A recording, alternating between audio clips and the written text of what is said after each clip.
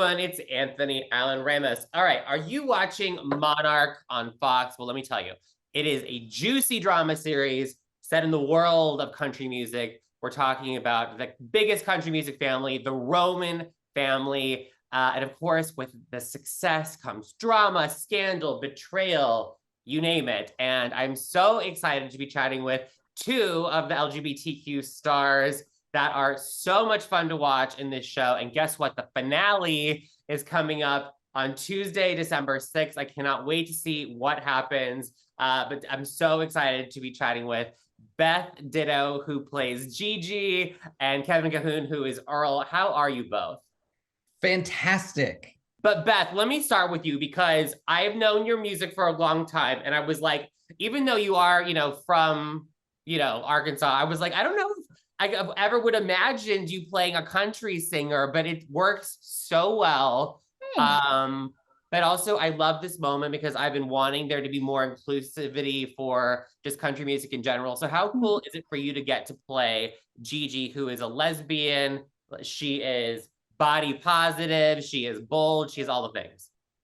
It's really cool. It's different, because I tried my best to make Gigi as butch as I could possibly get her for Fox. So like I really tried really hard, and I'm a femme, so like it actually is a really big difference for me. And so like that was like stylistically that was really strange, but also just acting is really weird in general. I mean, Kevin is like a way professional, but like for me it was just like I really thought about like like my aunt Helen. I grew up in a dry county, still dry. My aunt Helen owned the Country Music Connection, which was the local honky tonk in Searcy, where like the town over from where the Walmart is, where you go grocery shopping. That was Searcy. And so anyway, so honky tonk is like in my blood. My dad would run sound at the VFW, and my brother played drums and went on tour with this when he was a 14-year-old, would go on tour to like Tunica, Mississippi, and casinos with Little Richard and stuff. Like he was like with my cousin's band. So that kind of stuff really runs in my family. So I think people think it's a like I've been asked that question, like, is it a big departure from what you're used to? And honestly, it's just like I feel like my first identity as a person, like especially when I moved out and like moved up to the north and didn't know how Southern I was. Yeah, was Southern, and and like trying to kind of like I don't know, but yeah, definitely Southern. I was like, what like I didn't know people didn't call every soda Coke. Like I had no idea. I was like, what do you mean? Like the first job I ever had was a fast food job, and they would be like, I would like a Coke, and I'd be like, what kind? And they'd be like, a Coke, and I'd be like, yeah, we've established that. What kind of Coke do you want? Just very Southern. So I think Gigi is just kind of like all of those roughneck women that I grew up with, really. I love that. And then we've got Kevin. You play Earl, who is the kind of family stylist, but like kind of therapist at times, or a lot of times, which I love. And Kevin, Earl, I know you said that like this is kind of you getting to like have your Dolly Parton dreams come true, because of course we know you all from Broadway doing so many amazing things, and now welcome to the country. I love it. Well, thank you. Yeah, Earl Clark is based on a real person, who Earl Cox, who's a legendary hairstylist, makeup artist, to every iconic female country star you can imagine. He has a salon in Nashville, and Melissa London Hilfers, who created the show, based this character on him.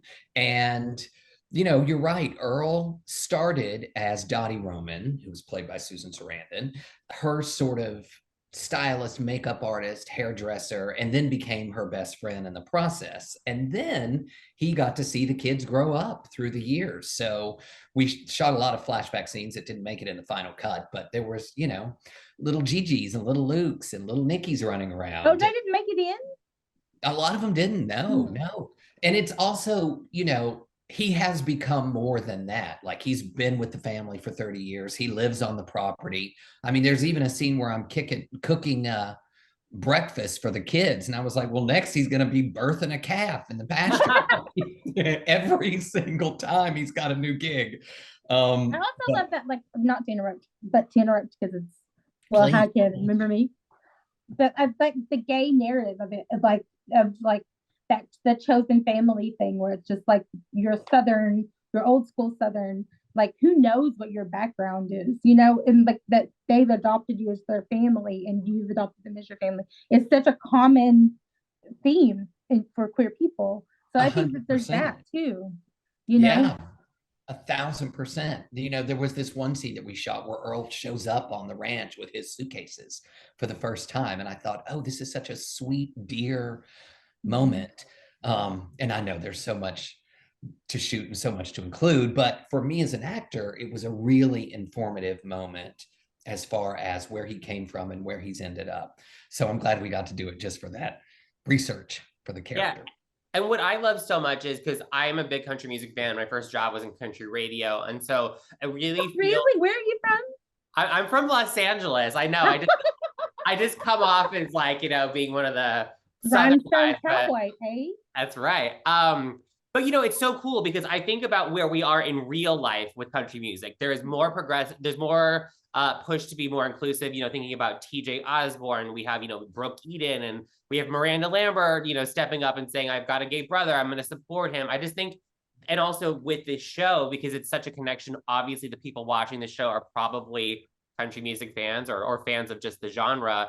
How does it feel to be kind of hopefully a part of this bigger movement to make Nashville, make country music a more welcoming place for queer people? Make Nashville gay.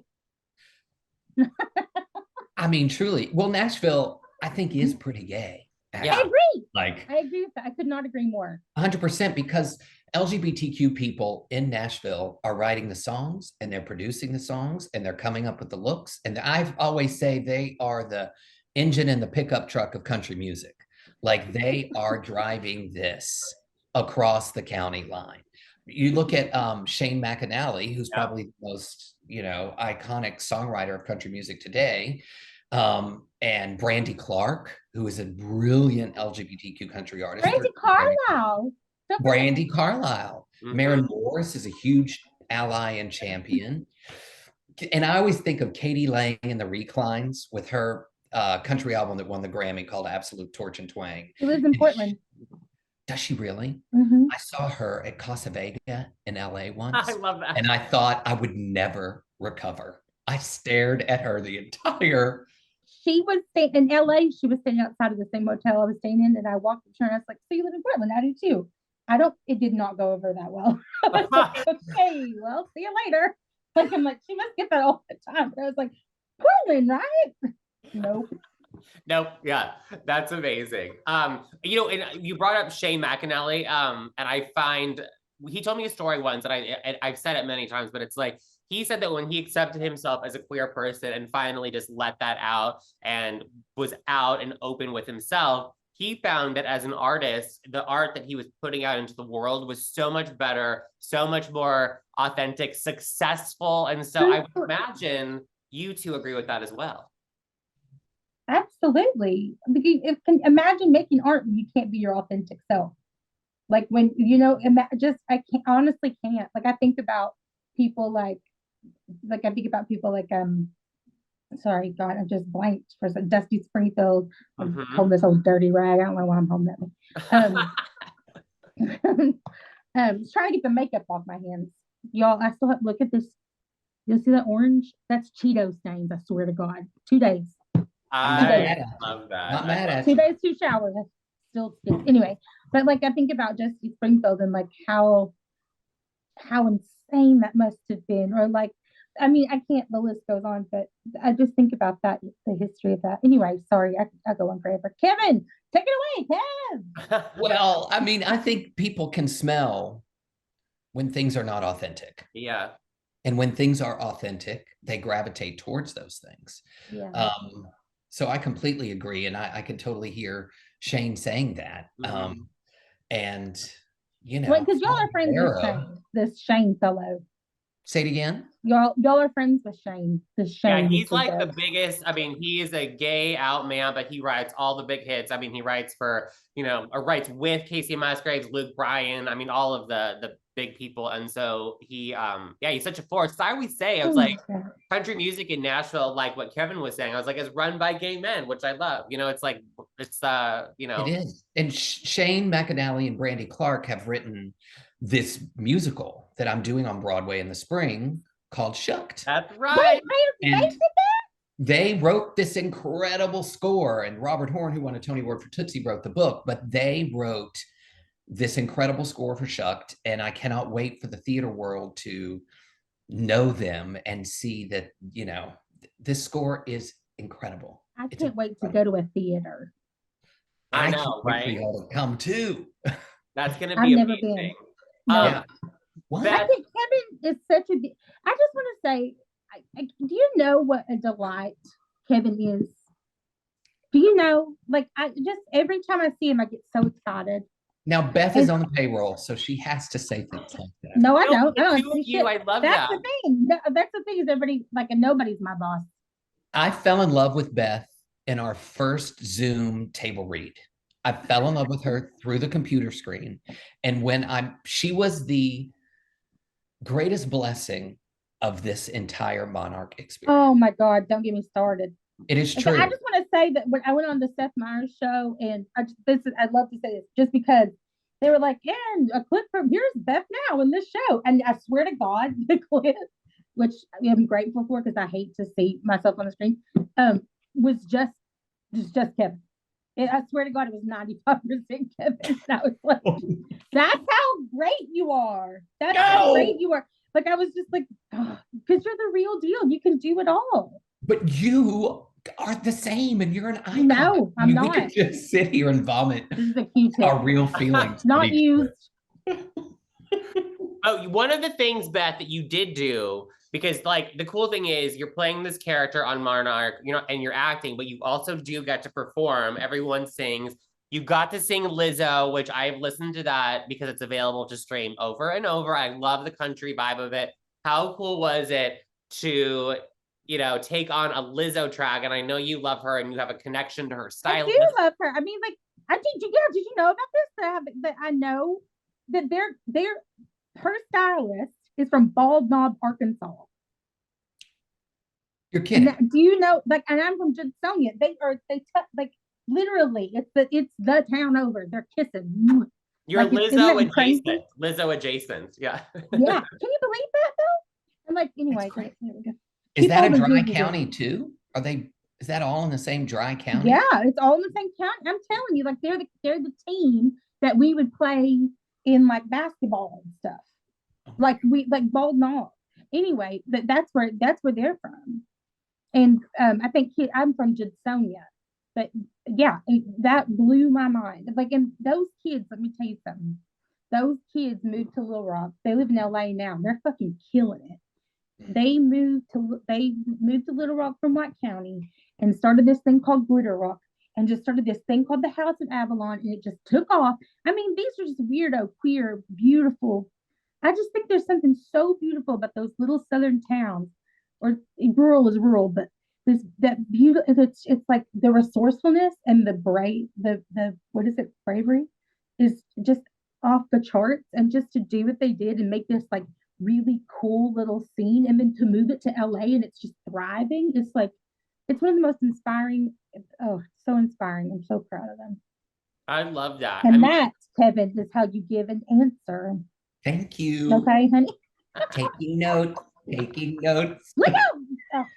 So that, I mean, it is crazy. The show is so fun. It's definitely got its share of drama. I mean, we're about to wrap up at the finale. There's a lot to wrap up in one episode. I mean, Kevin, what can you tell all of us, without spoiling too much, about how it's going to all come together for the romance? Take it away, Kevin! I will say this. Things will not turn out the way you expect them to turn out. How was that for an answer? I like that. I mean, yeah. How about this? It's going to dilly-dally with your heart. Oh, Velmyra. Thank you, Mama Ditto. Yes, yes. And there is something beautifully optimistic about the ending of the season finale in that, oh my gosh, what is going to happen next season? Like it's beautiful. It is so optimistic and so inspiring. Like you. Yeah. Oh, Yeah. well, I love that. And clearly the two of you fell in love with each other on the set of Monarch. We're not gay anymore. What was the one moment, because I know it's been a while since you were shooting together, what was the one best moment, most fun, craziest time, favorite scene, any moment the two of you had while filming the show together? I actually hated shooting with Kevin. I wanted him to be there and I loved working with him, but he makes me nervous because he's so good. You're crazy, Beth. It was painful.